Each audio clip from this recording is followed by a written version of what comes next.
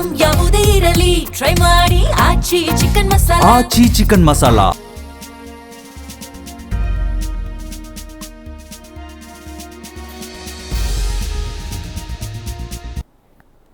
ವಿಶೇಷ ಕಾರ್ಯಕ್ರಮಕ್ಕೆ ಸ್ವಾಗತ. ನಾನು ಸಿಂಚನಾ. ಇವತ್ತು ಬದ್ಧ ವೈರಿಗಳ ಕಾಳಗ RCB ವರ್ಸಸ್ CSK. ಈ ರೈವಲ್ರಿ ಮ್ಯಾಚ್ಗೆ ಚಿನ್ನಸ್ವಾಮಿ ಸ್ಟೇಡಿಯಂ ಸಜ್ಜಾಗಿದೆ. ಲೀಗ್ ಹಂತದಲ್ಲಿ ಕೇವಲ ಒಂದೇ ಒಂದು ಮ್ಯಾಚ್ ಇರೋದು RCB ವರ್ಸಸ್ CSK. ಹೀಗಾಗಿ ಎರಡೂ ತಂಡದ ಅಭಿಮಾನಿಗಳು ಇವತ್ತಿನ ಮ್ಯಾಚ್ಗೆ ಕಾತುರದಿಂದ ಕಾಯ್ತಿದ್ದಾರೆ. ಒಂದ್ ಕಡೆ ಜಯದ ಓಟದತ್ತ ಬೆಂಗಳೂರಿನ ನೋಟ ಇದ್ರೆ, ಇನ್ನೊಂದ್ ಕಡೆ CSK 2 ಮ್ಯಾಚಸ್ ಆಡಿದ್ರು ಕೂಡ ಅಕೌಂಟೇ ಓಪನ್ ಮಾಡಿಲ್ಲ. ಈ ಬಗ್ಗೆ ಇವತ್ತು ಮಾತಾಡೋಣ. ಇದೇ ಹೊತ್ತಿನ ವಿಶೇಷ IPL ಕಿಕ್. ಇನ್ನು ಈ ಬಗ್ಗೆ ಮಾತಾಡೋದಕ್ಕೆ ನಮ್ಮ ಜೊತೆ ಗೆಸ್ಟ್ ಕೂಡ ಜಾಯಿನ್ ಆಗಿದ್ದಾರೆ. ಮೊದಲಿಗೆ ನಮ್ಮ ಜೊತೆ ಪ್ರೇಮ್ ಕುಮಾರ್ ಇದ್ದಾರೆ. ಹೆಲೋ ಸರ್, ಕಾರ್ಯಕ್ರಮಕ್ಕೆ ಸ್ವಾಗತ. ಜೊತೆಗೆ ಮಲ್ಲಿಕಾರ್ಜುನ್ ಪಾಟೀಲ್ ಕೂಡ ಜಾಯಿನ್ ಆಗಿದ್ದಾರೆ. Hello Patil sir, welcome to the show. Hi madam. Hi. Prem sir, ಒಂದ್ ಕಡೆ 5 ಬಾರಿ ಕಪ್ ಗೆದ್ದಿರೋರು, ಇನ್ನೊಂದ್ ಕಡೆ ಹಾಲಿ ಚಾಂಪಿಯನ್ಸ್ ನಮ್ಮ RCB ತಂಡ. ಸೊ ಈ ಒಂದು ಮದಗಜಗಳ ಕಾದಾಟ ಹೇಗಿರುತ್ತೆ, ಅಥವಾ ಮದಗಜಗಳು ಅಂತ ಕರಿಬಹುದಾ CSKನ? ಹೇಗೆ ಸದ್ಯಕ್ಕೆ CSKಗೆ ನೀವು ಆ ಕರೆ ಮದಾನು ಇಲ್ಲ ಗಜಾನು ಇಲ್ಲ ಅಂತ ಹೇಳ್ಬೋದು. ಮದನೂ ಇಲ್ಲ ಗಜಾನು ಇಲ್ಲ. ಯಾಕಂತ ಹೇಳಿದ್ರೆ ಅವರ ಲೈನ್ ಅಪ್ ಕಂಡುಕೊಳ್ಳಿಕ್ಕೆ ಒದ್ದಾಡ್ತಿದ್ದಾರೆ. ಇವತ್ತಾರು ಕ್ಲಿಕ್ ಆಗ್ತಾರ ಸಂಜು ಅಂತ ಕಾಯ್ತಾ ಇದ್ದಾರೆ. ಶಿವಮ್ ದುಬೆಯಿಂದನೂ ಒಳ್ಳೆ ಇನ್ನಿಂಗ್ಸ್ ಬರ್ತಾ ಇಲ್ಲ. ಒಳ್ಳೆ ವಿಶ್ವಕಪ್ ಅಲ್ಲಿ ತುಂಬಾ ಚೆನ್ನಾಗಿ ಮಿಂಚಿರೋ ಪ್ಲೇಯರ್ ಇದ್ದಾರೆ. ಏನೋ ಒಂದು ಇಂಪ್ಯಾಕ್ಟ್ ಮಾಡ್ತಾರೆ ಅನ್ಕೊಂಡಿದ್ವಿ, ಅದಾಗ್ತಾ ಇಲ್ಲ. ಕ್ಯಾಪ್ಟನ್ ಇಂದನೂ ಋತುರಾಜ್ ಅಂಥದ್ದೊಂದು ದೊಡ್ಡ ಇಂಪ್ಯಾಕ್ಟೇ ಮಾಡ್ತಾ ಇಲ್ಲ. ಅಂದ್ರೆ ಎಲ್ಲೋ ಒಂದ್ ಕಡೆಗೆ ಮಂಕಾಗಿದೆಯಾ ಅಂತ ಅನ್ಸುತ್ತೆ ನಮ್ಗೆ. ಹಿಂದಿನ ಅಂಕಿ ಅಂಶಗಳನ್ನೆಲ್ಲ ನೋಡಿದ್ರೆ ಅವರೇ ತುಂಬಾ ಹೈಯೆಸ್ಟ್ ಗೆದ್ದಿರೋದವ್ರೆ ಅಂತ ಹೇಳಿದ್ರೆ, ನಾವು 35 ಬಾರಿ ಮುಖಾಮುಖಿ ಆದ್ರೆ ನಾನು ಆಗ್ಲೇ ಹೇಳ್ತಾ ಇದ್ದೆ, 13 ಬಾರಿ RCB ಗೆದ್ರೆ 21 ಬಾರಿ ಅವರೇ ಗೆದ್ದಿದ್ದಾರೆ. ಯಾಕಂತ ಹೇಳಿದ್ರೆ ಒಂದಾನೊಂದು ಕಾಲ ಅನ್ಬೇಕು ಅವಾಗ. ಯಾಕಂತ ಹೇಳಿದ್ರೆ ಈಗ ಕಳೆದ ಬಾರಿಯಿಂದ ಲೆಕ್ಕ ಹಾಕಿದ್ರೆ ಸಿಂಚನ, ಇವತ್ತು 4ನೇ ಗೆಲುವಿಗೆ RCB ಕಂಡಿದ್ದೀವಿ. ಕಳೆದ 6 ಮ್ಯಾಚ್ಗಳಲ್ಲಿ 4 ನಾವು ಗೆದ್ದಿದ್ದೀವಿ. ಹಾಗಾಗಿ ಕಂಪೇರ್ ಇಲ್ಲ. ಇನ್ನೊಂದ್ ಕಡೆಗೆ ಚಾಂಪಿಯನ್ ತಂಡ 5 ಬಾರಿ ಚಾಂಪಿಯನ್ ಅವ್ರು ಆಗಿದ್ರು ಕೂಡ ಆ ಚಾಂಪಿಯನ್ಶಿಪ್ ನ ಮುಂದುವರಿಸಬೇಕು. ಈಗ ಹಾಲಿ ಚಾಂಪಿಯನ್ RCB ಇರೋದ್ರಿಂದ ಚಾಂಪಿಯನ್ ತಂಡ ಈ ಬಾರಿ 19ನೇ ಆವೃತ್ತಿಯ ಇವತ್ತು ನಡೀತಾ ಮೊದಲ ಪಂದ್ಯದಲ್ಲಿ ಶುಭಾರಂಭ ಮಾಡಿದ RCB. ಡೌಟ್ ಇಲ್ಲ, ಅಲ್ಲೇ ಗೊತ್ತಾಯ್ತು ನಿಮಗೆ ಇತಿಹಾಸ ರೀಕ್ರಿಯೇಟ್ ಆಗತ್ತೆ ಈ ಬಾರಿ ಅಂತ. ಜೊತೆಗೆ ಇವತ್ತು ಮ್ಯಾಚ್ ನಂಬರ್ 11 ಇವತ್ತು ಚಿನ್ನಸ್ವಾಮಿ ಅಂಗಳದಲ್ಲಿ ನಡೆಯುತ್ತೆ. ರೆಡ್ ಆರ್ಮಿ, ಅದರಲ್ಲೂ ಕೂಡ ಬ್ಯಾಟಿಂಗ್ ಫ್ರೆಂಡ್ಲಿ ಪಿಚ್ಚು. ಜೊತೆಗೆ RCB ನಿಮಗೆ ಈ ಮೊದಲಿನಾನು ಗೊತ್ತು, ಈಗೂ ಹಾಗೆ ಇರೋದು, ಬ್ಯಾಟಿಂಗ್ ಬೆನ್ನೆಲುಬು, ಭದ್ರ ಬ್ಯಾಟ್ಸ್ಮನ್ ಗಳಿರುವಂತ ಒಂದು ದೊಡ್ಡ ತಂಡ. ಅದೊಂದು ಕೊರತೆ ನಮ್ಗೆ ಇದ್ದುದೇನೋ, ಸಾಂಘಿಕ ಪ್ರದರ್ಶನಕ್ಕೆ ಬೌಲಿಂಗ್ ಪಡೆ ಸಪೋರ್ಟ್ ಮಾಡ್ತಾ ಇಲ್ಲ ಅಂತ. ಕಳೆದ ಬಾರಿ ನಾವು ಚಾಂಪಿಯನ್ ಆದಲ್ಲಿಂದ ಅದನ್ನು ತೆಗೆದಿದ್ದೀವಿ, ಸಮರ್ಥ ಬೌಲಿಂಗ್ ಪಡೆಯನ್ನು ಹೊಂದಿದ್ದೀವಿ. ಅದಕ್ಕೆ ಮೊದಲ ಮ್ಯಾಚೇ ಕಾರಣ. ಹೆಜಲ್ವುಡ್ ಇಲ್ಲ ಅಂತೇಳಿ ಚಿಂತೆ ಮಾಡಂಗಿಲ್ಲ. ಡಫಿ ತುಂಬಾ ಒಳ್ಳೆ ಲಯದಲ್ಲಿದ್ದಾರೆ, ಹಾಗಾಗಿ ಅವ್ರ ಸ್ಥಾನವನ್ನು ತುಂಬಿದ್ದಾರೆ. ಇನ್ನು ಭುವಿ ಎಕ್ಸ್ಪೀರಿಯನ್ಸ್ ನ ಮತ್ತೆ ಅಲ್ಲಿ ತೆಗೆದುಕೊಂಡು ಹಾಕ್ತಾ ಇದ್ದಾರೆ. ಜೊತೆಗೆ ನಮಗೆ ಕೃಣಾಲ್ ಇರ್ಬೋದು, ಸುಯೇಶ್ ಇರ್ಬೋದು, ಎಲ್ಲ ಸ್ಪಿನ್, ಅದರಲ್ಲೂ ಕೂಡ RCB ಸ್ಪಿನ್ ಮಾಡಕ್ಕೆ ಆಗಲ್ಲ. ಅಂತ ಪಿಚ್, ದೊಡ್ಡ ಸಣ್ಣ ಪಿಚ್, ಮುಟ್ಟಿದ್ರೆ ಆಚೆ ಹೋಗುತ್ತೆ. ಅಲ್ಲೂ ಕೂಡ ಒಂದು ಮೋಡಿ ಮಾಡ್ತಾರೆ. ಯಾಕಂದ್ರೆ ಅಂಥದ್ದೊಂದಿದೆ, ಒಳ್ಳೆ ಫೀಲ್ಡಿಂಗ್ ನೋಡ್ತಾ ಇದ್ದೀವಿ. ನಾವು ನೋಡಿದೀವಿ ಸಾಲ್ಟ್, ಅದ್ಭುತ ಫೀಲ್ಡಿಂಗು. ಈ ಹಿಂದಿನ ಎಲ್ಲ ಲೆಜೆಂಡ್ಗಳನ್ನ ಒಂದೇ ಮ್ಯಾಚ್ ಅಲ್ಲಿ ನೆನಪು ಮಾಡಿದ್ರು, ಹ್ಯಾಟ್ರಿಕ್ ಕ್ಯಾಚ್ ಹಿಡಿದ್ರು. ಇನ್ನೊಂದ್ ಕಡೆಗೆ ಕನ್ನಡಿಗರು ಫೈರ್ ಬ್ರಾಂಡ್ ಆಗಿದ್ದಾರೆ. ಎಲ್ಲದರಲ್ಲೂ ಬೌಲರ್ಗಳು ಫೈರ್ ಬ್ರಾಂಡ್ ಆಗಿದ್ರೆ, RCB ಬ್ಯಾಟ್ಸ್ಮನ್ ಫೈರ್ ಬ್ರಾಂಡ್ ಇದ್ದಾರೆ. ಕರ್ನಾಟಕದ ಹಾಲಿ ಕ್ಯಾಪ್ಟನ್ ನಮಗೆ ಪಡಿಕಲ್ ಅದ್ಭುತ ಲಯದಲ್ಲಿದ್ದಾರೆ. ಮೊದಲ ಮ್ಯಾಚ್ ನೋಡಿದ್ವಿ. ಯಾಕಂದ್ರೆ ಬೆಂಚ್ ಅಲ್ಲಿ ನಾವು ವಿಶ್ವಕಪ್ ನ ಘಟಾನುಘಟಿ ಬೆತಲ್ ಅಂತ ಆಟಗಾರನ ಕೂರಿಸ್ಕೊಂಡಿದೀವಿ, ಅದಕ್ಕಿಂತ ಒಳ್ಳೆ ಆಟಗಾರನ ಆಡಿಸ್ತಾ ಇದೀವಿ. ಹಾಗಾಗಿ ಬೆಂಚು ಸ್ಟ್ರಾಂಗ್ ಇದೆ. ಈಗ ಆಡುವಂತ ಪ್ಲೇಯಿಂಗ್ 11 ಕೂಡ ಅದ್ಭುತ ಸ್ಟ್ರಾಂಗ್ ಇದೆ. ಕಂಪೇರ್ ಮಾಡಿದ್ರೆ ನಾವು ಎದುರಾಳಿ ತಂಡದಲ್ಲಿ ಯಂಗ್ ಟೈಗರ್ಸ್ ಇದ್ದಾರೆ ಅಂತ ಅವ್ರು ಹೇಳ್ತಾ ಇದ್ರು. ಯಂಗ್ ಟೈಗರ್ಸ್ ಗರ್ಜಿಸ್ತಾ ಇಲ್ಲ, ಲಯ ಕಂಡ್ಕೊಂಡು ಒದ್ದಾಡ್ತಿದ್ದಾರೆ. ಮಾತ್ರ ಒಂದೆರಡು ಮ್ಯಾಚ್ ಅಲ್ಲಿ ಚೆನ್ನಾಗಿ ಆಡಿದ್ರು ಹೊರತುಪಡಿಸಿದ್ರೆ ನಿಮಗೆ ಓಪನರ್ ಅಲ್ಲಿ ಸಂಜು ಗಾಯಕ್ವಾಡ್ ಜೋಡಿ ಮೋಡಿ ಮಾಡ್ತಾ ಇಲ್ಲ, ಮಧ್ಯಮ ಕ್ರಮಾಂಕದಲ್ಲಿ ದುಬೆ ಮೋಡಿ ಮಾಡ್ತಾ ಇಲ್ಲ, ಸರ್ಫರಾಜ್ ಖಾನ್ ಮಾನ ಮರ್ಯಾದೆ ಉಳಿಸ್ತಾ ಇದ್ದಾರೆ ಅಲ್ಲಿ. ಹಾಗಾಗಿ ಎಲ್ಲೋ ಒಂದ್ ಕಡೆಗೆ ಸತತ ಸೋಲು, ಇನ್ನೊಂದು ಸತತ ಗೆಲುವಿಗೆ, ಅದು ಹೋಮ್ ಗ್ರೌಂಡ್ ಅಲ್ಲಿ ಕಾಯ್ತಾ ಇದೀವಿ. ನೀವು ದೊಡ್ಡ ದೊಡ್ಡ ಘಟಾನುಘಟಿ ಆಟಗಾರನ ಕರ್ಕೊಂಡ್ ಬಂದಾಗೆ ಎದೆ ನಡುಕ್ತಾ ಇರ್ತಾರೆ RCB ಅಂಗಳದಲ್ಲಿ ಆಡಕ್ಕೆ. ಅದ್ರಲ್ಲೂ ಕೂಡ ಈಗ ಫಾರ್ಮ್ ಅಲ್ಲಿ ಇಲ್ಲ, ಫಾರ್ಮ್ ಕಳ್ಕೋಬೇಕಾ? ರವೀಂದ್ರ ಜಡೇಜಾ ಅಂತ ಒಳ್ಳೆ ಪ್ಲೇಯರು ಇರ್ಲಿಲ್ಲ RCB ಹೆಂಗೋ ಮಾಡಿ ಆಡೋರು, ಧೋನಿನೂ ಇಲ್ಲ. ಈಗ ಲೆಕ್ಕಾಚಾರ ಹಾಕಿದ್ರೆ ಗಾಯಕ್ವಾಡ್ ಪಡೆ ಹೇಗಿರುತ್ತೆ? ಎಲ್ಲೋ ಒಂದ್ ಕಡೆಗೆ ನನಗೆ ಅನ್ಸುತ್ತೆ ದೊಡ್ಡ ಫೈಟ್ ಇರಲ್ಲ, ಒನ್ ಸೈಡ್ ಮ್ಯಾಚ್ ಆಗಿ ಬೋರ್ ಆಗ್ಬಿಡುತ್ತೆ RCB ಅಭಿಮಾನಿಗಳಿಗೆ ಅನ್ನೋ ಒಂದು ಆತಂಕ ನನ್ನ ಹತ್ರ ಇದೆ ಸಂಚನ. ಎಸ್, ಇನ್ನು ಪಾಟೀಲ್ ಸರ್, ಒಂದ್ ಕಡೆ ಹಳೆ ಚಾರ್ಮ್ ಇಲ್ಲ CSK ಲಿ, ಇನ್ನೊಂದ್ ಕಡೆ ನಮ್ಮ RCB ತಂಡ ತುಂಬಾನೇ ಬಲಾಢ್ಯವಾಗಿದೆ. ಸೊ ಇವತ್ತಿನ ಮ್ಯಾಚ್ ಹೇಗಿರ್ಬೋದು? ಖಂಡಿತ ಒಂದಾನೊಂದು ಕಾಲದಲ್ಲಿ ಎಲ್ಲರೂ ನಮ್ಮನ್ನ ಹಂಗಿಸ್ತಾ ಇದ್ರು. ಆರಂಭದಲ್ಲಿ ನಾವು ಎಲ್ಲ 2-3 ಮ್ಯಾಚ್ ಸೋಲ್ತಾನೆ ಇರ್ತಿದ್ವಿ, ಲಾಸ್ಟಲ್ಲಿ ಇರ್ತಿದ್ವಿ, ದೇವ್ರಿಗೆ ಬಿಟ್ಟಿದ್ವಿ ಅಂತಿದ್ವಿ. ಬಟ್ ಆ ಪರಿಸ್ಥಿತಿ ಈಗ CSK ಫ್ಯಾನ್ಸ್ಗೆ ಪಾಪ ಮುಖ ತೋರಿಸ್ಕೊಳ್ಳೋಕ್ಕೂ ಆಗ್ತಾ ಇಲ್ಲ. ಯಾಕಂದರೆ ಒಂದು ಕಡೆಗೆ ಹಾಲಿ ಚಾಂಪಿಯನ್ಸು ಮೊದಲ ಪಂದ್ಯದಲ್ಲಿ ಅದ್ಭುತವಾದಂಥ ಒಂದು ಭರ್ಜರಿ ಜಯ. ನಾವು ಹೆಂಗಿದೀವಿ ಅಂತಂದರೆ ಒಂಥರ ಹುಲಿ ಥರ ಕಾಣಿಸ್ತಾ ಇದ್ದೀವಿ, ಇನ್ನೊಂದು ಕಡೆ ಇಲಿ ಥರ ಕಾಣಿಸ್ತಾ ಇದೆ. ಅದು ಏನೂ ಇಲ್ಲ, ಬ್ಯಾಟಿಂಗ್ ಇಲ್ಲ, ಬಾಲಿಂಗ್ ಇಲ್ಲ, ಆಲ್ರೌಂಡರ್ಸ್ ಇಲ್ಲ. ಆಮೇಲೆ ಯಂಗ್ಸ್ಟರ್ಸ್ ಅಂತ ಹೇಳ್ತಾ ಇದ್ದಾರೆ, ಯಂಗ್ ಟೈಗರ್ಗಳು ಮ್ಯಾವ್ ಮ್ಯಾವ್ ಅನ್ನೋ ಥರ ಕೇಳಿಸ್ತಾ ಇದೆ ನನಗೆ. ಆ ಥರ ಆ ಒಂದು ಗರ್ಜನೆ ಕಾಣಿಸ್ತಾ ಇದೆ. ಒಂದು ಇವತ್ತಿನ ಮ್ಯಾಚಿಗೆ ಬರೋದಾದರೆ ನೋಡಿ, ಈ IPLನಲ್ಲಿ 74 ಮ್ಯಾಚ್ಗಳಿದ್ದಾವೆ. ಆ 74 ಮ್ಯಾಚ್ಗಳೇ ಬೇರೆ, ಈ ಒಂದು ಮ್ಯಾಚೇ ಬೇರೆ. ಈ ಮ್ಯಾಚ್ ಮತ್ತೆ ಸಿಗಲ್ಲ ಈ ಸೀಸನ್ಗೆ, ಯಾಕಂದ್ರೆ CSK ಜೊತೆ ಇರೋದು ಒಂದೇ ಮ್ಯಾಚು. ಈ ಸರಿ ಇವತ್ತು ಯಾರು ಗೆಲ್ತಾರಲ್ಲ ಅವ್ರು 1 ವರ್ಷ ಆರಾಮಾಗಿರ್ತಾರೆ. ಏನು ಮಾಡ್ತಾರೆ ಇಲ್ಲ ಗೊತ್ತಿಲ್ಲ, ನಿಮ್ಮ ಜೊತೆ ಸೋಲಿಸಿದ್ವಿ ಅನ್ನುವಂಥದ್ದು ಅವ್ರು ನಮಗೆ ಹೇಳ್ಬೋದು ಅಥವಾ ನಾವು ಅವ್ರಿಗೆ ಹೇಳ್ಬೋದು. CSK ಜೊತೆ ಮಾತ್ರ ಗೆಲ್ರಪ್ಪ, ನನಗೆ ಈ ಕಪ್ಪದ ತಲೆ ಇಲ್ಲ ಈಗ ನನಗೆ. ಈಗ ಇಂಡಿಯಾ ಪಾಕಿಸ್ತಾನ ಮ್ಯಾಚ್ ಇದ್ದಾಗ ವರ್ಲ್ಡ್ ಕಪ್ ಬೇಕಾಗಿಲ್ಲ ನನಗೆ, ಪಾಕಿಸ್ತಾನದ ಹೊಡಿ ಈ ಥರ ಮಾತುಗಳನ್ನ ಆಡ್ತಾರಲ್ಲ, ಹಾಗೆ IPL ಅಂತ ಬಂದಾಗ CSK ಮತ್ತು RCB ಇರುತ್ತೆ. CSK ಜೊತೆ ಗೆಲ್ಲಿ ಅಂತ ಅದು ಮೊದಲಿಂದನೂ ರೂಢಿಯಾಗಿ ಬಂದಿದೆ. ಈಗ ನೋಡಿ, ಅವ್ರವ್ರ ಪ್ಲೇಯರ್ಸಲ್ಲಿ ಅವ್ರಿಗೆ ಯಾರಿಗೂ ವೈರತ್ವ ಇಲ್ಲ. ಧೋನಿ ಬಂದರೆ ನಮ್ಮ ಕೊಹ್ಲಿ ಹೋಗಿ ಆರಾಮ್ ತಪ್ಕೊಂಡು ಮಾತಾಡ್ತಾರೆ, ಪ್ಲೇಯರ್ಸ್ಗಳು ಆರಾಮ್ ಚೆನ್ನಾಗಿ ಮಾತಾಡ್ತಾರೆ. ಬಟ್ ಅವ್ರಿಗೂ ನಮಗೂ ಅಂತ ಫ್ಯಾನ್ಸ್ಗೆ ಬಂದರೆ ಆ ಜಿದ್ದು ಇರುತ್ತೆ, ಮುಂದೆನೂ ಇರುತ್ತೆ. ಇವತ್ತು ಮ್ಯಾಚ್ ಗೆಲ್ಲಬೇಕು ಅಷ್ಟೇ. ಮತ್ತು ಮೈನಸ್ಗಳಂತ ಹೋದರೆ ಎಲ್ಲಿಂದ ಎಲ್ಲಿಗೆ ಅಂತರ ಕಾಣಿಸ್ತಾ ಇದೆ. ಅವರು ಬ್ಯಾಟಿಂಗ್ ಇಲ್ಲ, ಬಾಲಿಂಗ್ ಇಲ್ಲ, ಆಲ್ರೌಂಡರ್ಗಳಂತೂ ಯಾರು ಕಾಣಿಸ್ತಾನೆ ಇಲ್ಲ. ನಮ್ಮಲ್ಲಿ ಎಲ್ಲರೂ ಇದ್ದಾರೆ, ಯಾರನ್ನ ಕೂರಿಸ್ಬೇಕು ಅನ್ನುವಂಥ ಪರಿಸ್ಥಿತಿಯಲ್ಲಿ ನಾವಿದ್ದೀವಿ. ಅಂತ ರೆಡ್ ಹಾಟ್ ಫಾರ್ಮ್ನಲ್ಲಿ ನಾವು ಕಾಣಿಸ್ತಾ ಇದ್ದೀವಿ. ಒಂದು ಅವ್ರದ್ದು ಹೇಳ್ತೀನಿ, ರುತುರಾಜ್ ಗಾಯಕ್ವಾಡ್ ನೋಡಿ, 2 ಮ್ಯಾಚಲ್ಲಿ 2 ಮ್ಯಾಚಲ್ಲೂ 0 ಔಟ್ ಆಗಿದ್ದಾರೆ. ಇವತ್ತು ಹ್ಯಾಟ್ರಿಕ್ 0 ಔಟ್ ಆಗೋದಕ್ಕೆ ಕಾಯ್ತಾ ಇದ್ದಾರೆ. ಇನ್ನು 14 ಕೋಟಿ ಕೊಟ್ಟಂಥ ಪ್ರಶಾಂತ್ ವೀರ್, ಕಾರ್ತಿಕ್ ಶರ್ಮಾ ಏನು ದಮ್ಮೆ ಇಲ್ಲ ಇಬ್ಬರ ಹತ್ರನೂ. ನೋಡಿ, ನೀವು ಒಬ್ಬ ಯಂಗ್ ಟ್ಯಾಲೆಂಟ್ನ ತೊಗೊಂಡಿದ್ದೀನಿ ಅನ್ನುವಂಥದ್ದು ಒಂದು ಖುಷಿ ಇದೆ.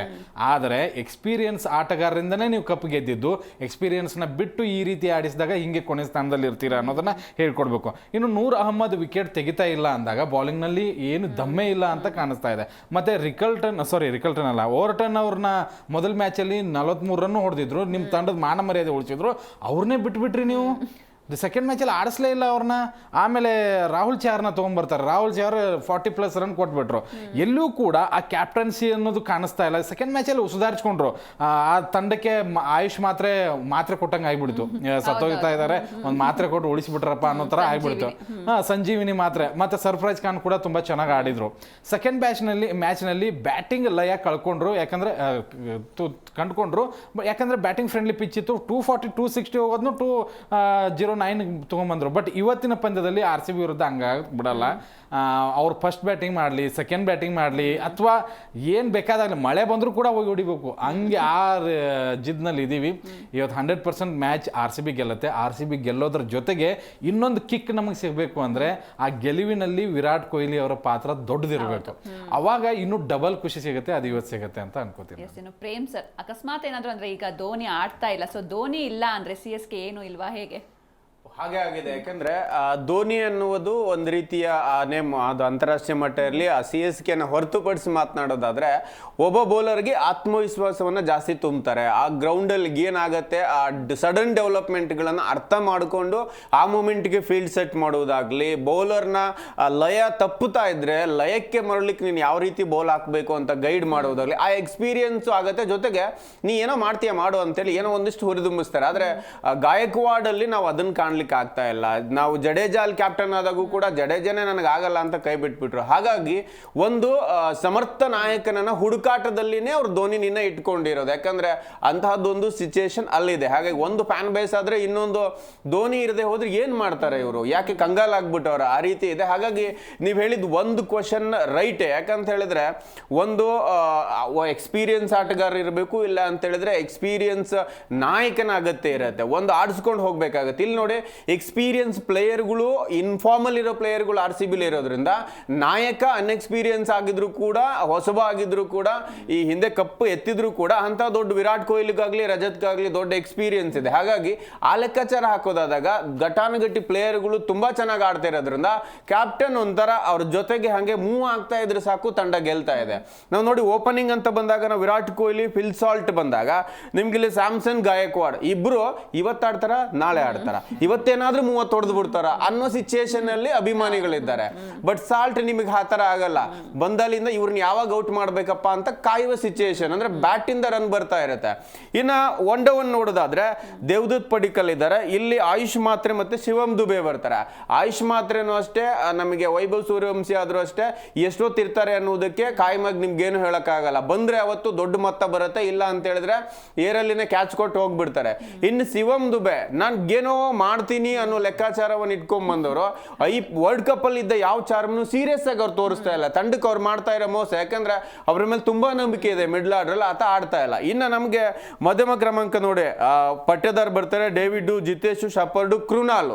ಇಲ್ಲಿ ನಾನು ನಿಮ್ಗೆ ಹೇಳ್ತೇನೆ, ಶಿವಮ್ ದುಬೆ ಆದ್ಮೇಲೆ ಕಾರ್ತಿಕ್, ಸರ್ಫರಾಜ್, ಪ್ರಶಾಂತ್, ನೂರ್ ಅಹಮದ್. ಯಾರು ಇಲ್ಲಿ ಇದ್ರಲ್ಲಿ ನಿಮಗೆ? ಸರ್ಫರಾಜ್ ಖಾನ್ ಮಾತ್ರ ಒಂದು 30 ರನ್ ಏನೋ ನಿಮಗೆ ಲೋ ಆರ್ಡರ್ ಒಂದು ಸ್ಕೋರ್ ಮಾಡ್ಲಿಕ್ಕೆ ಕಲೆ ಹಾಕ್ತಿದ್ದಾರೆ. ಮಾತ್ರ ಆಡದೆ ಹೋಗದೆ ಪಾಟೀಲ್ ಹೇಳಿದಂಗೆ ಈ 2 ಮ್ಯಾಚ್ ಅಲ್ಲಿ ಕೂಡ ಆ ಸ್ಕೋರು ಅಲ್ಲಿ ಲೋಕಲ್ ಅಲ್ಲಿ ಅವ್ರು ಕಲೆ ಹಾಕಕ್ ಆಗ್ತಾ ಇರಲಿಲ್ಲ. ಇನ್ನೊಂದ್ ಕಡೆ ಬೌಲಿಂಗ್ ಅಂತ ಬಂದಾಗೂ ಕೂಡ ಅಷ್ಟೇ ಅನನುಭವಿಗಳೇ ತುಂಬಿ ತುಳುಕ್ತಾ ಇದ್ದಾರೆ. ಹೆನ್ರಿ ಒಬ್ರು ಏನೋ ಮಾಡೋ ಪ್ರಯತ್ನ ಮಾಡ್ತಾ ಇದ್ದಾರೆ, ಚಿಕ್ಕ ಹುಡುಗರು ಹಿಟ್ಟಾಡಿಸ್ತಾ ಇದ್ದಾರೆ, ಅವರಿಗೆ ಸಿಕ್ ಮೇಲೆ 6 ಹೊಡಿತಾ ಇದ್ದಾರೆ ಸೂರ್ಯವಂಶಿ ಅಂತ ಆಟಗಾರ. ಹಾಗಾಗಿ ನಿಮ್ಗೆ ಇಲ್ಲಿ ವರ್ಕೌಟ್ ಆಗ್ತಾ ಇಲ್ಲ.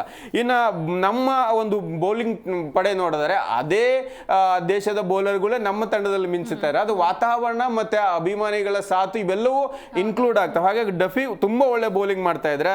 ಇವತ್ತು ನಮಗೆ ಅಥವಾ ಮಂಗೇಶ್ ಅನ್ನೋದಿದೆ, ಲೆಫ್ಟ್ ಹ್ಯಾಂಡರ್ ಜಾಸ್ತಿ ಇರೋದ್ರಿಂದ ಇವತ್ತು ಮಂಗೇಶ್ಗೆ ಒಂದು ಅವಕಾಶ ಕೊಡೋ ಚಾನ್ಸಸ್ ಜಾಸ್ತಿ ಇದೆ. ಆತ ಒಳ್ಳೆ ಬೌಲಿಂಗ್ ಕೂಡ ಮಾಡ್ತಾ ಇದ್ದಾರೆ. ಹಾಗಾಗಿ ಬೌಲಿಂಗ್ ಪಡೆ ಸುಧಾರಿಸ್ಕೊಂಡಿರೋದ್ರಿಂದ ಕಂಪೇರಿಟಿವ್ಲಿ RCB ಮೇಲೆ ನಾವು ಯಾವ ಗೇಮ್ ಪ್ಲಾನ್ ಮಾಡಬೇಕಾಗಿಲ್ಲ. ಫಸ್ಟ್ ಬ್ಯಾಟಿಂಗ್ ಆದರೆ ಒಳ್ಳೆ ರನ್ ಕಲೆ ಹಾಕ್ತೀವಿ, ಅದನ್ನು ಕಟ್ಟಾಕುವಂಥ ಬೌಲಿಂಗ್ ಸಾಮರ್ಥ್ಯ ಇದೆ. ಸೆಕೆಂಡ್ ಬ್ಯಾಟಿಂಗ್ ಆದರೆ ಅದು ಮುಗ್ದೆ ಹೋಯ್ತು. ಪಾಟೀಲ್ ಹೇಳಿದಾಗೆ ಕಿಂಗ್ ಮೇಕರ್ ನಮಗೆ ದೊಡ್ಡ ಕಿಂಗ್ಸ್ ಇದ್ದಾರೆ. ಅದರಲ್ಲೂ ಚೇಜಿಂಗ್ ಅಂತ ಬಂದಾಗ ವಿರಾಟ್ ಕೊಹ್ಲಿಗೆ ಹಬ್ಬ. ಆ ಚೇಜಿಂಗು ಒತ್ತಡದಲ್ಲಿ ಯಾರ ಪುಟಿದೇಳುವ ವಿಶ್ವದ ಒಬ್ಬನೇ ಒಬ್ಬ ಆಟಗಾರ ಅಂದ್ರೆ ಅದು ವಿರಾಟ್ ಕೊಹ್ಲಿ. ಹಾಗಾಗಿ ಚೇಜಿಂಗ್ ಅಂತ ಬಂದ್ರೆ ಒಂದು ವೇಳೆ ಟಾಸ್ ಹೋದ್ರು ಅಂದ್ರೆ ಮುಗ್ದೆ ಹೋಯ್ತು ಮ್ಯಾಚ್ ನನ್ನ ಪ್ರಕಾರ. ಹಾಗಾಗಿ ಇವತ್ತು ಮೊದಲು ಅವರೇ ಬ್ಯಾಟ್ ಮಾಡಲಿ, ಒಂದು 220 ರನ್ ಅವ್ರು ಹೊಡಿಬೇಕು, ನಾವು ಅದನ್ನು ಚೇಂಜ್ ಮಾಡ್ಬೇಕು. ಇಲ್ಲ ಅಂತ ಹೇಳಿದ್ರೆ ಮಜಾ ಇರಲ್ಲ. ಯಾಕಂದ್ರೆ ಈ ಕಳೆದ 6 ಮ್ಯಾಚ್ ಆಗಿದ್ರೆ ಸಿಂಚನ ಬ್ಯಾಟಿಂಗ್ ಟ್ರ್ಯಾಕ್ ನಮ್ಮದು ಬೆಂಗಳೂರು 6 ಮ್ಯಾಚಲ್ಲಿ 3 ಮ್ಯಾಚು 220, 230 ಇರೋ ಮ್ಯಾಚ್ ಗೆದ್ದಿದ್ದೇವೆ. ಹಾಗಾಗಿ 220 ಅನ್ನೋದು ಸೇಫೆಸ್ಟ್ ಸ್ಕೋರ್ ಅಲ್ಲ ಬೆಂಗಳೂರು ತನ್ನ ಪಿಚ್ ಅಲ್ಲಿ ಅನ್ನೋದಿದೆ. ಹಾಗಾಗಿ ಈ ಲೆಕ್ಕಾಚಾರವನ್ನೇನಾದ್ರೂ ಅವ್ರು ಕೇಳ್ಕೊಂಡ್ರೆ ಅರ್ಧ ಎದೆಗುಂದಿರ್ತಾರೆ, ಯಾಕಂದ್ರೆ ಯಾರು ಫಾರ್ಮ್ ಅಲ್ಲಿ ಇಲ್ಲ. ಹಾಗಾಗಿ ಎಷ್ಟು ಸ್ಕೋರ್ ಕಲೆ ಹಾಕ್ತಾರೆ ಅವ್ರು ಒಂದ್ ವೇಳೆ ಮೊದಲು ಬ್ಯಾಟಿಂಗ್ ಮಾಡಿದ್ರೆ ಅನ್ನೋದ್ರ ಮೇಲೆನೆ ಅವ್ರ ಗೆಲುವು ಲೆಕ್ಕಾಚಾರ ಆಗತ್ತೆ ಸಿಂಚನ. ಎಸ್, ಇನ್ನು ಪಾಟೀಲ್ ಸರ್, ಒಂದ್ ಕಡೆ ಈಗ ವರ್ಲ್ಡ್ ಕಪ್ ಅಲ್ಲಿ ಸಂಜು ಸ್ಯಾಮ್ಸನ್ ಸಖತ್ತಾಗಿ ಆಡಿದ್ರು, ನಮ್ಮ ಭಾರತ ತಂಡದ ಗೆಲುವಿಗೆ ಅವರು ಪ್ರಮುಖ ಪಾತ್ರನ ವಹಿಸಿದ್ರು. ಆದ್ರೆ IPL ಅಲ್ಲಿ ಅವರು ಏನು ಆಡ್ತಾ ಇಲ್ಲ. ಹೀಗಾಗಿ ಇವತ್ತಾದ್ರೂ ಕಮ್ ಬ್ಯಾಕ್ ಮಾಡ್ತಾರೆ ಅಂತ ಅನ್ಸುತ್ತಾ? ಹೇಗೆ ಆ ತಂಡನೇ ನಮ್ಗೆ ಸಂಜು ಸ್ಯಾಮ್ಸನ್ ಇದಾನೆ ಅನ್ನುವಂತ ಒಂದು ದೊಡ್ಡ ತಲೆ ಮೇಲೆ ಕಿರೀಟ ಇಟ್ಕೊಂಡಿರ್ತಾರಲ್ಲ ಹಂಗೆ ಇಟ್ಕೊಂಡ್ ಬಂದ್ಬಿಟ್ಟಿದ್ರಿ ಈ ಸರಿ. ಬಟ್ ಸಂಜು ಸ್ಯಾಮ್ಸನ್ 2 ಸರಿನೂ ಕೈ ಕೊಟ್ಬಿಟ್ರು. ಆ ಎಲ್ಲೋ ಜರ್ಸಿ ಹಾಕಿದ್ರೆ ಹಂಗಾಗತ್ತೋ ನನಗೂ ಗೊತ್ತಿಲ್ಲ. ಅವರು ಇಂಡಿಯನ್ ಟೀಮ್ ಅಲ್ಲಿ ಇದ್ದಾಗ ತುಂಬಾ ಚೆನ್ನಾಗಿ ಆಡಿದ್ರು, ಮರ್ಯಾದೆ ಉಳಿದಿತ್ತು ಅವ್ರದ್ದು. ನಾವು ಅನ್ಕೊಂಡಿದ್ವಿ ಸಂಜು ಕಂಬ್ಯಾಕ್ ಆದ್ರು ಇನ್ನೆಲ್ಲ T20 ಇರ್ತಾರೆ ಅಂತ. ಬಟ್ IPL ಆಧಾರಿತ ಮೇಲೆ ನೆಕ್ಸ್ಟ್ ಏನಾದ್ರು ಮ್ಯಾಚ್ಗಳಿಗೆ ಸೆಲೆಕ್ಟ್ ಮಾಡಿದ್ರೆ ಸಂಜು ಸ್ಯಾಮ್ಸನ್ ತಗೊಳಕ್ಕೆ ಬರಲ್ಲ, ಆ ತರ ಪರ್ಫಾರ್ಮೆನ್ಸ್ ಆಗುತ್ತೆ. ಇಂಟರ್ನ್ಯಾಷನಲ್ ಆಡದೆ ಹೋದ್ರು, RR ತುಂಬಾ ಚೆನ್ನಾಗಿ ಆಡ್ತಾ ಇದ್ರು. RR ತುಂಬಾ ಅದನ್ನೇ ಹೇಳ್ತಾ ಇದ್ದೀನಿ, ಎಲ್ಲೋ ಜರ್ಸಿ ಹಾಕಿದಾಗಿಂದನೇ ಅವರು ಅಟರ್ ಫ್ಲಾಪ್. ಇವತ್ತು ಏನಾದ್ರು ಫ್ಲಾಪ್ ಆದ್ರೆ ಸಂಜು ಸ್ಯಾಮ್ಸನ್ ದಯವಿಟ್ಟು 1-2 ಮ್ಯಾಚ್ ಕೂರಿಸ್ಕೊಂಡ್ಬಿಡಿ, ಯಾಕಂದ್ರೆ ಪಾಪ ಅವ್ನ ಮರೇನಾದ್ರೂ ಉಳಿಯುತ್ತೆ ಅನ್ನೋದು ಒಂದು ಲೆಕ್ಕಾಚಾರ. ಇನ್ನು ಹಂಗಂತ ಹೋಲಿಸ್ಕೊಂಡ್ರೆ ಬೇರೆಯವರು ಎಂತ ಒಳ್ಳೆ ಫಾರ್ಮ್ ಅಲ್ಲಿ ಇಲ್ಲ. ಗಾಯಕ್ವಾಡ್ ನೋಡಿ 2 ಡಕ್ ಆಗಿದ್ದಾರೆ. ಲಾಸ್ಟ್ ಸೀಸನ್ ಅಲ್ಲಿ ಒಂದು 20-22 ಸರಾಸರಿಯಲ್ಲೇ ಬ್ಯಾಟ್ ಮಾಡಿದ್ದಾರೆ ಅವರು. ಅವ್ರನ್ನ ಮತ್ತೆ ಓಪನಿಂಗ್ ಸ್ಲಾಟ್ ನಲ್ಲಿ ಆಡಿಸ್ತಾ ಇದ್ದಾರೆ. ಪ್ರತಿಯೊಂದು ತಂಡದಲ್ಲೂ ಕೂಡ ಓಪನರ್ಸ್ ಗಳು ಹೆಂಗಿದ್ದಾರೆ ಅಂದ್ರೆ ಘಟಾನುಘಟಿಗಳು 5 ಓವರಲ್ಲಿ 70, 80, 90 ರನ್ ಹೊಡೆಯುವಂತವ್ರು ಇದ್ದಾರೆ. ಈ ತಂಡದಲ್ಲಿ 23 ಹೊಡೆಯೋಕ್ಕೂ 24 ಹೊಡೆಯೋದಕ್ಕೂ ತಿನ್ಕಾಡ್ತವ್ರೆ ಅಂತ ಓಪನರ್ಸ್ ಗಳು ಇದ್ದಾರೆ. ಇನ್ನು ನಮ್ ಕಡೆ ಕೊಹ್ಲಿ ಸಾಲ್ಟ್ ಅಂತ ಆಟಗಾರನ ಹೋಲಿಸ್ಕೊಂಡ್ರೆ ಇಲ್ಲಿ ಇಬ್ರು ಕೂಡ ಅಟರ್ ಫ್ಲಾಪ್. ಅದನ್ನ ಪ್ರೇಮ್ ತುಂಬಾ ಚೆನ್ನಾಗಿ ಹೇಳ್ತಾ ಇದ್ರು, ಅವ್ರಿಗೂ ನಮಗೂ ಹೋಲಿಕೆ ಮಾಡಿ. ಇಲ್ಲಿ ನಮಗೆ ಸರ್ಫರಾಜ್ ಖಾನ್ ಒಬ್ಬರೇ ಕಾಣಿಸ್ತಾ ಇದ್ರೆ ನಮ್ಮಲ್ಲಿ Jitesh, team David, shepherd, Krunal Pandya ಇಂಥ ಘಟಾನುಘಟಿಗಳು ಕಾಣಿಸ್ತಾ ಇದ್ದಾರೆ ನೋಡಿ. ಅಲ್ಲಿ ಬರೀ ಸರ್ಪ್ರೈಸ್ ಒಬ್ರೆ, ಕಾರ್ತಿಕ್ ಶರ್ಮಾ ಇಲ್ಲ, ಪ್ರಶಾಂತ್ ವೀರ್ನ ತಗೊಂಡಿದ್ದಾರೆ 2 ಮ್ಯಾಚ್ ಅಲ್ಲಿ, 1 ಬಾಲು ಹಾಕ್ಸಿಲ್ಲ ಅವ್ರ ಕಡೆಯಿಂದ. 14 ಕೋಟಿ 28 ಕೋಟಿ ವೇಸ್ಟ್ ಅಲ್ಲಿ. ನನಗನ್ಸಿದ ಮಟ್ಟಿಗೆ ಇವ್ರದ್ದು ಒಂದು ಏನು ಅಂತಂದ್ರೆ CSKನ ಅವ್ರು ಮೊದಲು ಎಲ್ಲ ಗೆದ್ದಿದ್ರಲ್ಲ, ಒಂದು 5 ಕಪ್ ಗೆದ್ದಿದ್ದಾರೆ, 2 ವರ್ಷ ಬ್ಯಾನ್ ಆಗಿದ್ದಾರೆ. ಆ 5 ಕಪ್ ಗೆದ್ದಾಗ್ಲೂ ಕೂಡ ಅವರು ಎಲ್ಲಿ ಸಕ್ಸಸ್ ಆಗ್ತಿದ್ರು ಅಂದ್ರೆ ಆಟಗಾರನ ಖರೀದಿ ಮಾಡ್ತಿದ್ರಲ್ಲ ಅಲ್ಲೇ ಅರ್ಧ ಸಕ್ಸಸ್ ಆಗ್ತಿದ್ರು ಅಂತ ಒಳ್ಳೆ ಪ್ಲೇಯರ್ಸ್ಗಳನ್ನ ಪಿಕ್ ಮಾಡ್ತಾ ಇದ್ರು. ಈ ಸರಿ ಅವ್ರು ಎಲ್ಲಿ ಸೋತಿದ್ದಾರೆ ಅಂದ್ರೆ ಆಟಗಾರನ ಎಲ್ಲಿ ಪಿಕ್ ಮಾಡ್ಬೇಕು ಅಲ್ಲೇ ಸೋತಿದ್ದಾರೆ. ನಮ್ಗೆಲ್ಲ ಅಂಕಲ್ ಅಂತ ಇದಾರೆ ತಡಿ ಎಲ್ಲಾರು 19 ವರ್ಷದವ್ರು ತಗೊಳ್ಳೋಣ ಅಂತ ಹೇಳಿ 19 ವರ್ಷದವ್ರನ್ನ ತಗೊಂಡು 19ನೇ ಸೀಸನ್ ನಲ್ಲಿ 10ನೇ ಅಂಕಪಟ್ಟಿಯಲ್ಲಿ ಲಾಸ್ಟ್ ಸ್ಥಾನದಲ್ಲಿದ್ದಾರೆ. ಅಕಸ್ಮಾತ್ ಇವ್ರು ಇನ್ನೊಂದು ಇವತ್ತು ಏನಾದ್ರು ಸೋತ್ ಬಿಟ್ರೆ ಅಂಕಪಟ್ಟಿಯಿಂದಾನೇ ತೆಗೆದು ಬಿಡ್ಬೇಕು ಇವ್ರನ್ನ. ಹೇಳ್ದಾಗೆ ಧೋನಿ ಅವ್ರು ವಾಪಸ್ ಬರೋಷ್ಟೊತ್ತಿಗೆ ಇವರೇ ಗಂಟು ಇವತ್ತೇನ್ ನನಗೇನ್ ಅನ್ಸುತ್ತೆ ಗೊತ್ತಾ, ಅಷ್ಟು ಧೋನಿ ಬಂದು ಹುಷಾರಿಲ್ಲ ಅಂದ್ರು ಕೋಚಿಂಗ್ ಕೊಟ್ಟಿದ್ರು ಲಾಸ್ಟ್ ಮ್ಯಾಚ್. ಈ ಸರಿ ಇವ್ರು ಕೋಚಿಂಗ್ ಕೊಟ್ಟರು ಉದ್ದಾರ ಆಗಿಲ್ಲ, ನಾನೇ ಬಂದ್ಬಿಡ್ತೀನಿ ತಡಿ, ಸುಮ್ಮನೆ ಓಪನಿಂಗ್ ಬಂದ್ಬಿಡ್ತೀನಿ ತಡಿ ಅಂದ್ರೂ ಬಂದ್ಬಿಡ್ಬೋದು, ಬರಲ್ಲ. ಬಟ್ ಹೇಳ್ತಾ ಇದೀನಿ ಅಷ್ಟೇ. ಬಟ್ ಒಂದು ಒಳ್ಳೆ ತಂಡ, ಕಾಂಪಿಟೇಷನ್ ಕೊಡುವಂತ ತಂಡ, ಇಷ್ಟ ಅಟ್ರಪ್ಲ ಪ್ರದರ್ಶನ ಕೇವಲ ಈ 2 ಮ್ಯಾಚ್ ಸೋತಿದ್ರಿಂದ ನಾನು ಹೇಳ್ತಾ ಇಲ್ಲ, ಲಾಸ್ಟ್ ಸೀಸನ್ಗೂ ಕಂಪೇರ್ ಮಾಡಿ ಹೇಳ್ತಾ ಇದ್ದೀನಿ. ಮತ್ತು ಅವರು ಆಟಗಾರನ ಪಿಕ್ ಮಾಡಿದ ರೀತಿಯೂ ಹೇಳ್ತಾ ಇದ್ದೀನಿ. ಬೇರೆ ಬೇರೆ ತಂಡಗಳು ಹೇಗಿದಾವೆ ಅಂದ್ರೆ ಈ ಸರಿ ಕಪ್ ಗೆಲ್ತೀವಿ ಅನ್ನುವಂಥ ಹಠ ತೊಟ್ಟಿದ್ದಾವೆ, ಬಟ್ ಇವರಿಲ್ಲ. ಇನ್ನು ನಮ್ಮ ಆಟಗಾರ ಹೇಗಿದ್ದಾರೆ ಅಂತಂದ್ರೆ ವಿರಾಟ್ ಕೊಹ್ಲಿ, ಫಿಲ್ ಸಾಲ್ಟ್ ಇಂದ ರನ್ ಬರ್ತಾ ಇಲ್ಲ ಅಂತ ಹೇಳಿ ಒಂದು ಕೂಗಿದೆ ಖಂಡಿತವಾಗ್ಲು, ಬೆತೆಲ್ನ ಕೂರ್ಸಿದೀರಾ. ಬಟ್ ಸಾಲ್ಟ್ ನಿಮಗೆ ಲಾಸ್ಟ್ ಟೈಮ್ ಕಪ್ ಗೆಲ್ಲೋದಕ್ಕೆ ಎಷ್ಟು ಮಟ್ಟಿಗೆ ಅವರ ಒಂದು ಶ್ರಮ ಇದೆ ಅನ್ನೋದು ನಾವು ನೆನಪಲ್ಲಿ ಇಟ್ಕೋಬೇಕು. ಕಮ್ಬ್ಯಾಕ್ ಆಗೇ ಆಗ್ತಾರೆ ಇವತ್ತಿನ ಪಂದ್ಯಕ್ಕೆ. ಪಟೇದಾರ್, ಜಿತೇಶ್ ಶರ್ಮಾ, ಟೀಮ್ ಡೇವಿಡ್ ಅದ್ಭುತವಾದಂತಹ ಮಧ್ಯಮ ಕ್ರಮಾಂಕ ಇದೆ. ಆಮೇಲೆ ಶಫರ್ಡ್ನ ನನಗೆ ಹೇಗೆ ಈ ಕೆಲವೊಂದು ಮಾತುಗಳು ಬರ್ತಾ ಇದೆ, ಇವತ್ತು ನಾವು ಹ್ಯಾಸಲ್ವುಡ್ನ ತಗೋಬೇಕು, ಬಟ್ ಡಫಿನ ಬಿಡಕ್ಕಾಗಲ್ಲ. ಯಾಕಂದ್ರೆ ಫಸ್ಟ್ ಮ್ಯಾಚ್ ಅಲ್ಲಿ ತುಂಬಾ ಅದ್ಭುತವಾಗಿ ಪರ್ಫಾರ್ಮೆನ್ಸ್ ಮಾಡಿದ್ದಾರೆ. ಇಲ್ಲಿ ಏನು ನಮ್ಮ RCB ಒಂದು ಪ್ಲಾನ್ ಏನ್ ಮಾಡ್ಬೇಕು ಅಂತಂದ್ರೆ, ವಿದೇಶಿ ಆಟಗಾರನ ಮೊದಲು 3 ಜನರನ್ನ ಆಡ್ಸೋದು. ಫಿಲ್ ಸಾಲ್ಟು, ಆಮೇಲೆ ಟೀಮ್ ಡೇವಿಡ್, ಡಫಿ 3 ಜನರನ್ನ ಆಡಿಸಿ, ಆಮೇಲೆ ಇಲ್ಲಿ ಹ್ಯಾಸಲ್ವುಡ್ ಮತ್ತೆ ಇವ್ರನ್ನ ಡಫಿನ ಆಡಿಸ್ಬಿಡೋದು. ಇಲ್ಲಿ ಶಫರ್ಡು ಮತ್ತೆ ಹ್ಯಾಸಲ್ವುಡ್ನ ಇಂಪ್ಯಾಕ್ಟ್ ಪ್ಲೇಯರ್ ಆಗಿ ಹೊರಗಡೆ ಇಳಿಸ್ಕೊಳ್ಳೋದು. ಅಕಸ್ಮಾತ್ ನಮ್ಮ ಬ್ಯಾಟಿಂಗ್ ತುಂಬಾ ಚೆನ್ನಾಗಾಯ್ತು, ಶಫರ್ಡ್ ಅವಶ್ಯಕತೆನೇ ಇಲ್ಲ ಅಂತ ಅಂದಾಗ ಶಫರ್ಡ್ನ ಆಡ್ಸೇಬೇಡಿ ನೀವು. ಓಕೆ, ಬಾಲಿಂಗ್ ನಲ್ಲಿ ಹ್ಯಾಸಲ್ವುಡ್ ಮತ್ತೆ ಡಫಿ ಸಿಕ್ಬಿಡ್ತಾರೆ ನೋಡಿ. ಹ್ಯಾಸಲ್ವುಡ್, ಡಫಿ, ಭುವಿ, ಆಮೇಲೆ ಶ್ರೇಯಸ್ ಶರ್ಮಾ ಇಂಥ ಬಾಲಿಂಗ್ ಪಡೆ ಇದ್ದಾಗ ಅದ್ಭುತವಾಗಿ ನಾವು ಅವ್ರನ್ನ ಕಟ್ಟಿ ಹಾಕ್ಬೋದು ಅಂತ ಈ ಪ್ಲಾನ್ ಏನಾದರೂ RCB ಮಾಡಿಕೊಂಡ್ರೆ ಒಳ್ಳೇದು. ಬಟ್ ಹ್ಯಾಸಲ್ವುಡ್ ಫಿಟ್ ಇದಾರೆಲ್ಲ ಗೊತ್ತಿಲ್ಲ ನನಗೆ. ಎಸ್, ಇನ್ನು ಪ್ರೇಮ್ ಸರ್, ಇನ್ನೊಂದ್ ಕಡೆ ಈಗ RCB ಓಪನಿಂಗ್ ಮ್ಯಾಚ್ ಬಿಟ್ರೆ ಅಂದ್ರೆ ಇವತ್ತೇ ಆಡ್ತಿರೋದು, ಸೊ 7 days ಗ್ಯಾಪ್ ಆಯ್ತು. ಈ ಗ್ಯಾಪ್ CSKಗೆ ಪ್ಲಸ್ ಆಗುತ್ತಾ ಹೇಗೆ?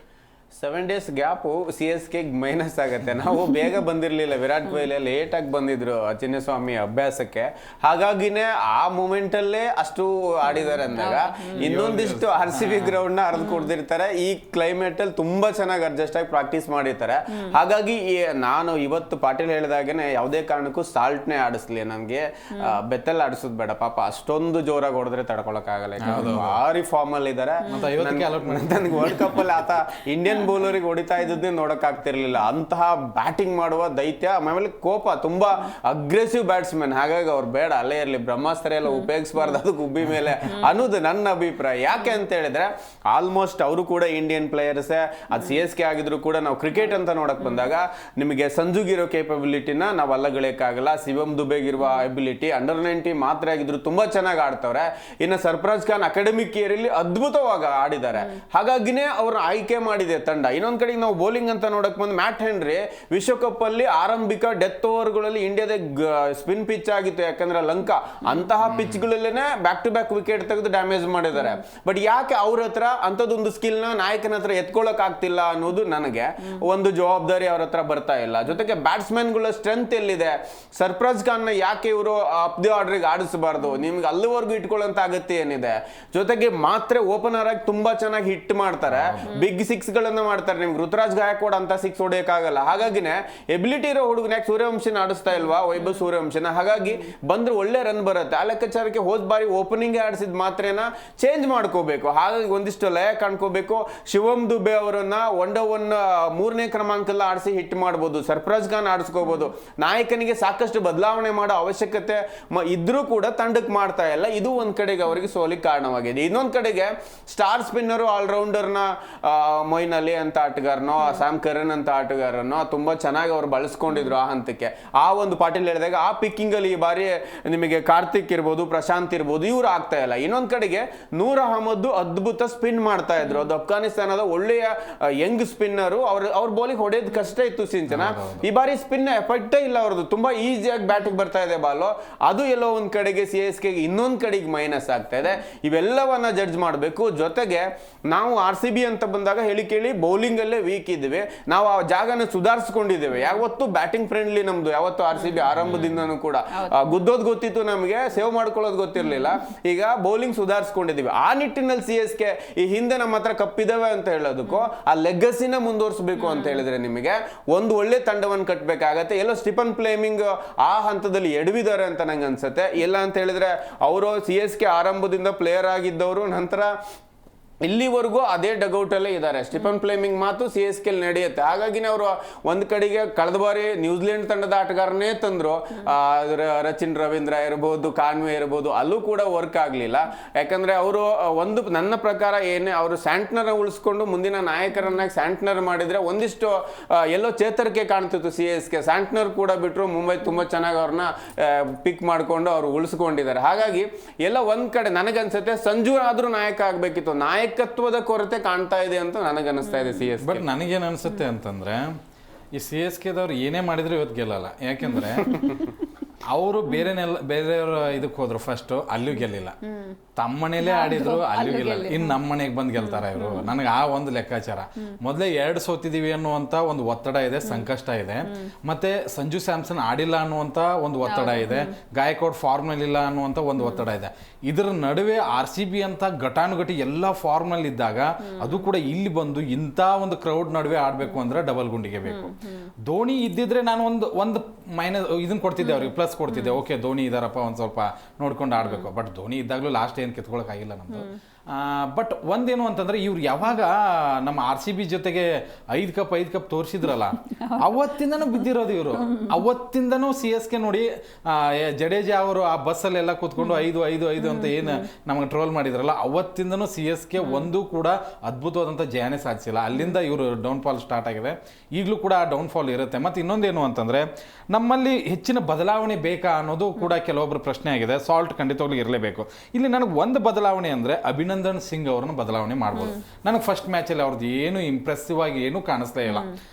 ಲಯನೂ ಇರಲಿಲ್ಲ ಮತ್ತು ಭಯಾನೂ ಇತ್ತು. ಇವ್ರ ಬದಲಾಗಿ ಲೆಫ್ಟ್ ಹ್ಯಾಂಡ್ ಬೌಲರ್ ಇದ್ದಾರೆ, ಇವರು ಮಹೇಶ್ ಯಾದವ್, ಮಧ್ಯಪ್ರದೇಶದ ಆಟಗಾರ. ತುಂಬಾ ಚೆನ್ನಾಗಿ ಸೈಯದ್ ಮುಷ್ತಾಕ್ ಅಲಿ ಆಗಿರ್ಬೋದು, ದೇಶಿ ಕ್ರಿಕೆಟ್ನಲ್ಲಿ ತುಂಬಾ ಚೆನ್ನಾಗಿ ಆಡಿದ್ದಾರೆ. ಆ ಒಂದು ಚೇಂಜಸ್ನ ಮಾಡಬೇಕು ಅಂತ ಅನ್ಕೋತೀನಿ.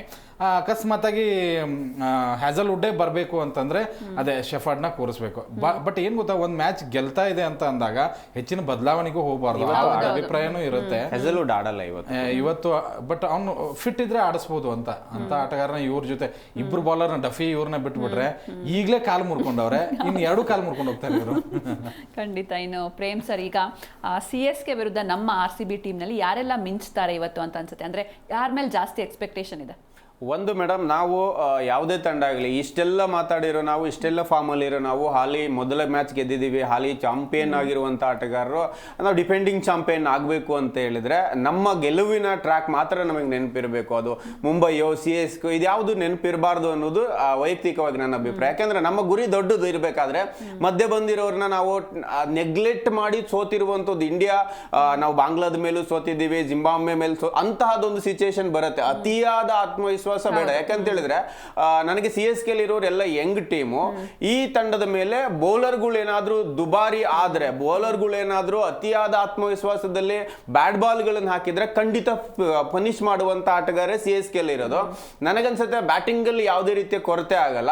ಬೌಲಿಂಗ್ ಒಂದನ್ನ ತುಂಬಾ ಜವಾಬ್ದಾರಿತವಾಗಿ ಮಾಡಬೇಕು. ನಮಗೆ ಮುಂದಿರುವ ಗುರಿ ಮುಖ್ಯ, CSK ಮುಖ್ಯ ಅಲ್ಲ. ನನಗೆ ಪಾಯಿಂಟ್ ಟೇಬಲ್ ಅಲ್ಲಿ ಗೆಲುವಿನ ಓಟ ಮುಖ್ಯ. RCB ಟಾಪ್ ಅಲ್ಲಿ ಇರಬೇಕು. CSK ನೋಡಿ ಕಳೆದ ಬಾರಿಯಿಂದ ಒಂದೇ ರೀತಿ ಇದನ್ನ ಮೇಂಟೈನ್ ಮಾಡ್ತಾ ಇದೆ, ಕಂಟಿನ್ಯೂಟಿ ಮೇಂಟೈನ್ ಮಾಡ್ತಾ ಇದೆ. ಅದು ಕೆಳ ಕ್ರಮಾಂಕದಲ್ಲಿ ಇವತ್ತು ಅಲ್ಲೇ ಇದೆ.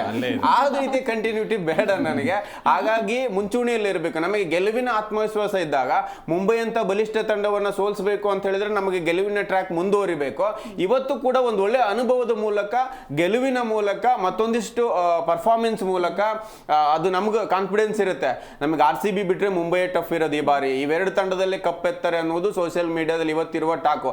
RCB ಬಿಟ್ರೆ ಮುಂಬೈ, RCB ಆ ಒಂದು ಸಮತೋಲನ ಇರುವಂತದ್ದು, batting bowling middle order form ಅಲ್ಲಿರೋ ಆಟಗಾರರು, ಈ ತರದ ಎಲ್ಲ ಲೆಕ್ಕಾಚಾರ ಹಾಕಿದಾಗ ಇದು 2 ತಂಡದಲ್ಲಿ ಇದಾರಪ್ಪ ಭದ್ರವಾದ ಆಟಗಾರರು ಅನ್ನೋದು ನಿರೀಕ್ಷೆ ಇದೆ. ಹಾಗಾಗಿ ನಾವು ಆ ಲೆಕ್ಕಾಚಾರದ ಮೇಲೆ ಆಡಬೇಕು. ನನಗನ್ಸುತ್ತೆ ಅಂಕಿಅಂಶಗಳು ಹಿಂದಿನ ಫೈಟ್ ಇರ್ಬೋದು, ಬಟ್ ಇವತ್ತಿನ ಮ್ಯಾಚ್ RCB ಎದುರಿಗೆ CSK ಗೆಲ್ಬೇಕಂದ್ರೆ ಒಂದು ಮಿರಾಕಲ್ ಆಗ್ಬೇಕು. ಯಾವುದೋ ಒಬ್ಬ ಬ್ಯಾಟ್ಸ್ಮನ್ ಶಿವಮ್ ದುಬೆ ಅಂತ ಆಟಗಾರನೋ, ಸರ್ಫರಾಜ್ ಖಾನ್ ಅಂತ ಆಟಗಾರೋ, ಅಂದ್ರೆ ನಿನ್ನೆ ಒಂದು ಏನಂತ ಹೇಳಿದ್ರೆ 300 ಸ್ಟ್ರೈಕ್ ರೇಟ್ ಅಲ್ಲಿ ಏನಾದ್ರು ಬ್ಯಾಟ್ ಬೀಸಿ ಚೇಜಿಂಗ್ ಸಿಕ್ಕು ಒಂದು ಅವ್ರದ್ದು ಒಳ್ಳೆ ಡೇ ಆಗಿದ್ರೆ ಮಾತ್ರ CSK ಗೆಲ್ಲಕ್ಕೆ ಸಾಧ್ಯ. ಅದರ್ವೈಸ್ ನನ್ನ ಪ್ರಕಾರ ಅದು ಪೇಪರ್ ಆಗ್ಲಿ ಆನ್ ಪೇಪರ್ ಆಗ್ಲಿ ಆನ್ ಇರುವಂತ ಫಾರ್ಮ್ ಆಗ್ಲಿ ನೋಡಿದ್ರೆ RCB ನ ಬೀಟ್ ಮಾಡೋದು ಇಂಪಾಸಿಬಲ್ ನನ್ನ ಪ್ರಕಾರ.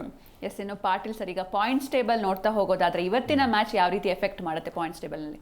ಏನು ಎಫೆಕ್ಟ್ ಮಾಡಲ್ಲ. ನಾವು ನಂಬರ್ 1 ಸ್ಥಾನಕ್ಕೆ ಹೋಗ್ತೀವಿ, ಅವರು ನಂಬರ್ 10. ಬೇಕಾದ್ರೆ ಅವ್ರು ಉಲ್ಟಾ ಮಾಡ್ಕೊಂಡು ನಂಬರ್ 1 ನೋಡ್ಕೋಬಹುದು. ಕೆಲವೊಂದು ಸೋಷಿಯಲ್ ಮೀಡಿಯಲ್ಲಿ ಟ್ರೆಂಡ್ ಆಗುತ್ತೆ. ಅವನು CSK ಅವ್ನು ಸಿಕ್ಕಾಬಿಡಿ ಖುಷಿಯಾಗಿರ್ತಾನೆ, ಯಾಕಂದ್ರೆ ಅವ್ನು ಉಲ್ಟಾ ಇಟ್ಕೊಂಡಿರ್ತಾನೆ ಫೋನ್.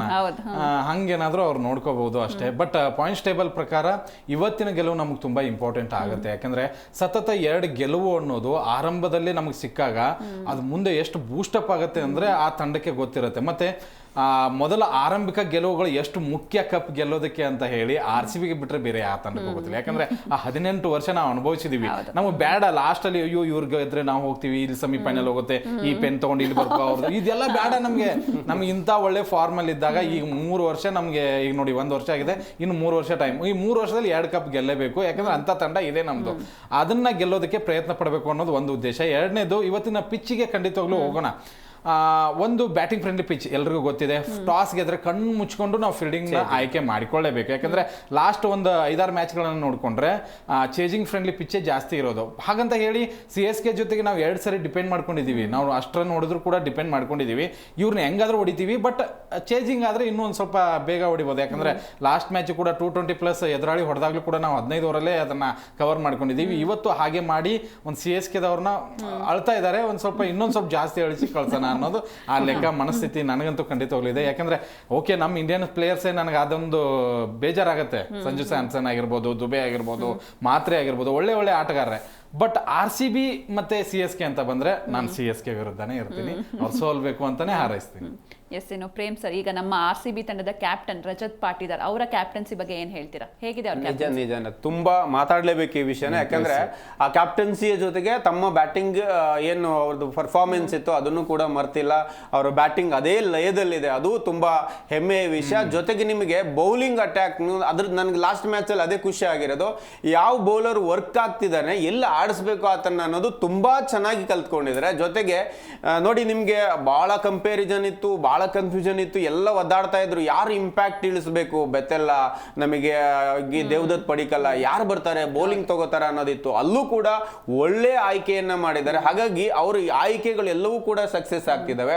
ಫೀಲ್ಡಿಂಗ್ ಅಂತ ಬಂದ್ರು ಅಷ್ಟೇ, ನಾವು ಗ್ಲೌಸ್ ಹಾಕೊಂಡಿರೋ ಒಬ್ಬ ಫೀಲ್ಡರ್ನ ಆ ಒಂದು ವಿಭಾಗದಲ್ಲಿ ಆಡಿಸಿ ಹ್ಯಾಟ್ರಿಕ್ ಕ್ಯಾಚ್ ಹಿಡಿಸ್ತೀವಿ ಅಂತ ಹೇಳಿದ್ರೆ ಅಲ್ಲೂ ಕೂಡ ಅವ್ರ ಮೇಲೆ ಕಾನ್ಫಿಡೆನ್ಸ್ ಇಟ್ಟು ಅವ್ರನ್ನ ಅಲ್ಲಿ ಫೀಲ್ಡಿಂಗ್ ಸೆಟ್ ಮಾಡಿ, ಸಾಲ್ಟ್ ಹತ್ರ ಕೂಡ ಅದ್ಭುತ ಫೀಲ್ಡರ್ ಅವರು. ಹಾಗಾಗಿ ಅದನ್ನ ಕಿತ್ಕೋತೀವಿ. ಜೊತೆಗೆ ಒಂದು ವೈಡ್ ಇದೆ ಅಂತ ಹೇಳಿದ್ರು ಡಿಸ್ಕಸ್ ಮಾಡಿ ಆ ವೈಡ್ ಯಾಕೆ ಸುಮ್ಮನೆ ಕೊಟ್ಟಿದ್ದಾರೆ ಅಂಪೇರ್, ಯಾಕೆ ಕೊಡಬಾರ್ದು ಅನ್ನೋದನ್ನ ವಿರಾಟ್ ಕೊಹ್ಲಿ ಜೊತೆ ಮಾತುಕತೆ ನಡೆಸಿ ಅಲ್ಲಿ ತಗೊಂಡ ಡಿಸೈಡ್ ಇರ್ಬೋದು. ಎಲ್ಲವೂ ಕೂಡ ಮೆಚೂರ್ಡ್ ಕ್ಯಾಪ್ಟನ್. ಜೊತೆಗೆ ಬ್ಯಾಟಿಂಗ್ ಹೆಂಗ್ ಮಾಡ್ತಾರೆ ಅಂತ ನೋಡಿದಾಗ ಅದನ್ನು ಲೀಲಾಜಾಲವಾಗಿ ಬ್ಯಾಟ್ ಬೀಸ್ತಾರೆ. ಹಾಗಾಗಿ ಒಂದು ಒಳ್ಳೆ ಆಟಗಾರರ ಜೊತೆಗೆ ಒಬ್ಬ ಒಳ್ಳೆ ನಾಯಕ ಸಿಕ್ಕಾಗ ಇನ್ನಷ್ಟು ಮೋಲ್ಡ್ ಆಗ್ಲಿಕ್ಕೆ ಸಾಧ್ಯ ಇದೆ. ಅದು ನಮ್ಗೆ ಅದು ಕಂಡು ಬರ್ತಾ ಇದೆ ಪಟ್ಟಿದಾರ್ ಹತ್ರ. ಹಾಗಾಗಿ ಅದು ಅದೇ ಫಾರ್ಮ್ ಇನ್ನೊಂದಿಷ್ಟು ಮುಂದುವರಿಲಿ, ಈ ಬಾರಿ ಮತ್ತೆ ನಾವು ಚಾಂಪಿಯನ್ ಆಗ್ಲಿ ಅನ್ನೋದೇ ನನ್ನ ಹಾರೈಕೆ.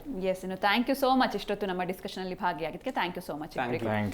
ಎಸ್, ಇವತ್ತು RCB ವರ್ಸಸ್ CSK ಮ್ಯಾಚ್ ಇದೆ. ಒಂದ್ ಕಡೆ ಬಲಿಷ್ಠ RCB, ಮತ್ತೊಂದ್ ಕಡೆ ಕಳಪೆ ಫಾರ್ಮ್ ನಲ್ಲಿರೋ CSK. ಒಂದ್ ರೀತಿ ಗುಬ್ಬಿ ಮೇಲೆ ಬ್ರಹ್ಮಾಸ್ತ್ರ ಪ್ರಯೋಗ RCB ಕಡೆಯಿಂದ. ಹೀಗಾಗಿ RCB ತಂಡ ಭರ್ಜರಿಯಾಗಿ ಗೆಲ್ಬೇಕು, ಗೆದ್ದೇ ಗೆಲ್ಲುತ್ತೆ ಅಂತ ಹೇಳ್ತಾ ಇದಾಗಿತ್ತು ಇವತ್ತಿನ ವಿಶೇಷ. ನೋಡ್ತಾ ಇರಿ ಜಿ ಕನ್ನಡ ನ್ಯೂಸ್, ಸತ್ಯವೇ ಸುದ್ದಿಯ ಜೀವಾಳ.